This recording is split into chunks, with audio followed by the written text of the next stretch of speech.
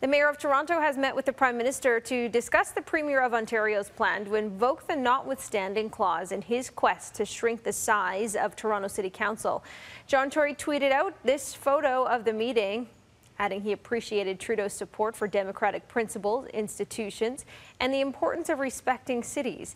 After a stop in Winnipeg, Trudeau said he was disappointed in the province of Ontario's decision to invoke the clause, but wouldn't weigh in on the debate about reducing the size of council. This is where we bring in Danielle Smith from Global News Radio, 770 CHQR, to continue the conversation.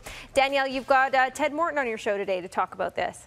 Ted Morton and Raynor Knopf wrote a book a number of years ago called The Court Party. So they were already talking about the politicization of the court and how the charter essentially gave the courts the opportunity to make law and to countermand whatever it is that the elected politicians wanted to do. And they talked about what politicians should do about this.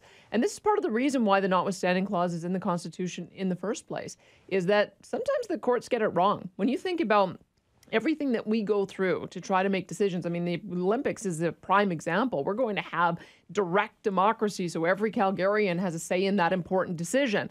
This decision in Ontario to say, sorry, you're not allowed to cut down the number of councillors, that was made by one judge in one court, and he's not elected at all. And so you have to find a balance when you're making decisions to go the will of the people versus the sober second thought of the court. And in this case, the elected politicians think they made the wrong decision. They're perfectly in the right to use the Notwithstanding clause. The interesting part we'll see is whether or not the federal government uses its disallowance power. We have not seen either of these measures used very often over our history as a country, but the federal government actually does have the power to step in and say to a province, no, we're going to just disallow that law. So we'll have to watch how all of this plays out, but I think Ted Morton is going to have a lot of insights into whether or not this is we're going to see more of this. That was one of the things that Doug Ford warned in his press conference the other day.